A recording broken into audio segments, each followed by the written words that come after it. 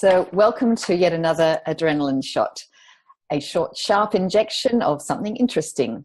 And today I'd like to welcome back Simon Waller, who you may remember we had on the show a short while ago. And Simon still had so much more to tell us that I've invited him back. So welcome again, Simon. Thank you very much for having me again. You're very welcome. And I'm going to let everyone know a little bit about you, and I do need to read this because of that word that trips me up like it did last time. So I'm going to read this again.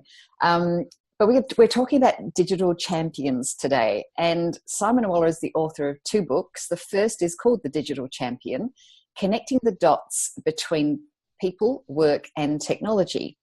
The second book is called Analogosaurus, got it, Avoiding Extinction in a World of Digital Business. Simon's also an international speaker and founder of the Digital Champions Club, which you'll hear a lot more about in this interview. He describes himself as a technology expert who's obsessed with helping people leverage technology to avoid doing the work they hate. So welcome, Simon.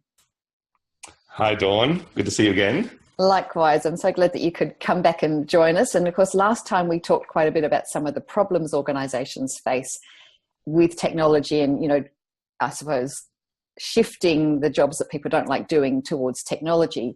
And we talked a little bit about digital champions as well. So I thought today it might be really interesting to have a look at, first of all, how you help organizations, and then sort of what's next, like what are the next opportunities that we should be looking towards? Oh, I need to start my clock. Now, let me do that, because you know how I am. I get all excited and carried away, and then I forget to start the clock. And I know how I am. If you don't start the clock, I'll just keep talking. I know. And you'll remember last time I was very generous with you. So I let you go over and we still had a bit of a discussion. All right, so the clock started. I'll give you a few extra seconds at the end. All right, so talk to me about how you work with an organization and what you find works best with them.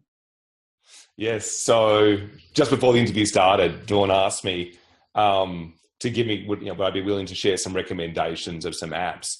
And this is something that I actually came across as being a real challenge, because as an outsider going into organizations, I can never truly appreciate all of the idiosyncrasies that makes that organization special. So they've got their own unique set of existing software and hardware. They've got their own people, and some of them are going to be supporters of change, and some of them are going to be maybe more challenging to deal with. And they've got a different business and different business models and different clients. And so that uniqueness means that whenever I come in from the outside and try and offer recommendations, means it's always a little bit of a cookie cutter solution and never really for them. And this actually came up a few times. And so now what I do, and the premise of the Digital Champions Club, is rather than me come in and tell you what you should do, why don't I train up your people to be able to understand that for themselves?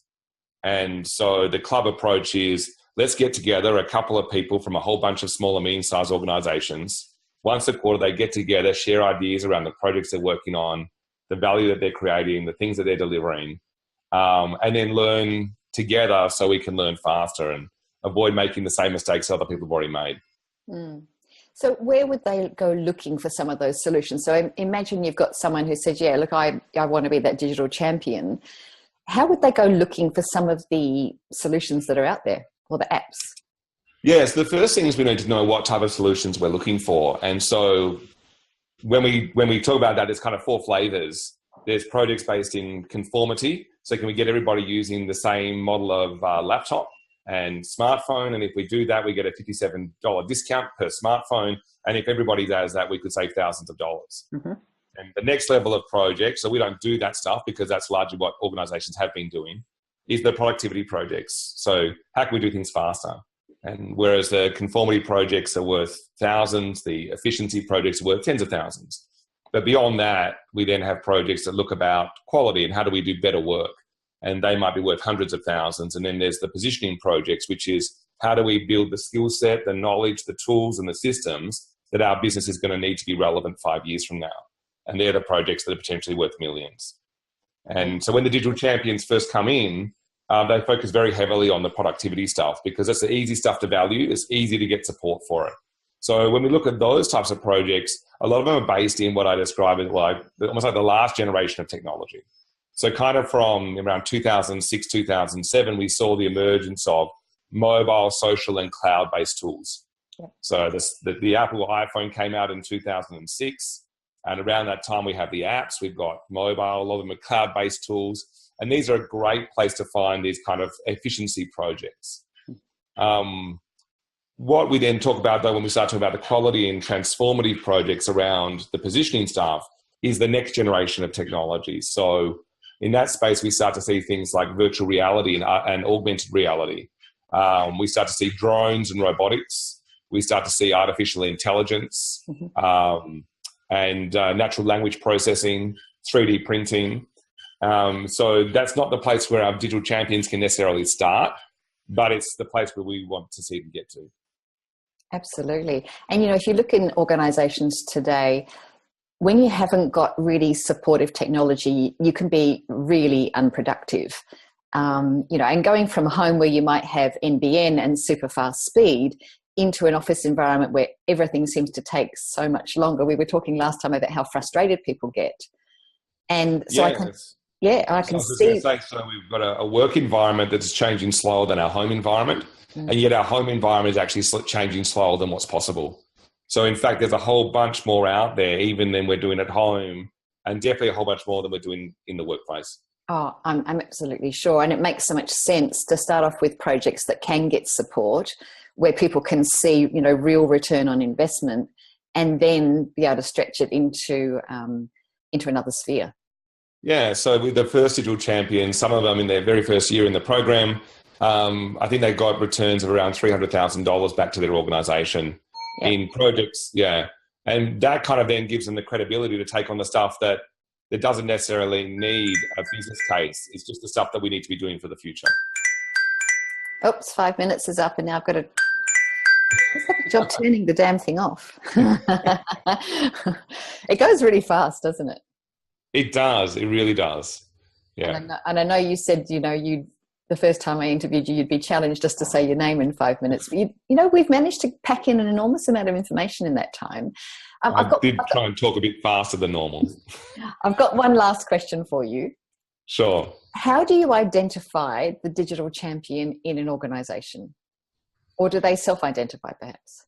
Yeah, so my belief is actually getting them to self-select. So I have some criteria that I think is useful to start people off, which is they're people who are obviously curious about technology and change. So they're likely to be already playing around with this stuff. They're generous. They actually enjoy helping other people. Mm-hmm. And the last thing is that they're inherently lazy. And to me, laziness is actually the root of all business improvement. It means you're willing to do more work up front to make sure you do less work later on. Yep. And that's different from being disengaged, which means it doesn't matter what I ask you to do, you won't do it. So if you kind of describe that and as I said, and you give people this as an opportunity, I think it's really interesting to see who does self-select into it. Absolutely. And great interview once again. Some lovely insight there into how organisations can do that. And I know that hopefully I'm looking forward to seeing you sometime this year with my key group, and hope to have you along maybe when you're over here with some of the other groups as well. Yeah, that'd be awesome. Thank you, Dawn. Thank you very much. And I'll see you again soon, no doubt. Thanks for today. Okay. Bye.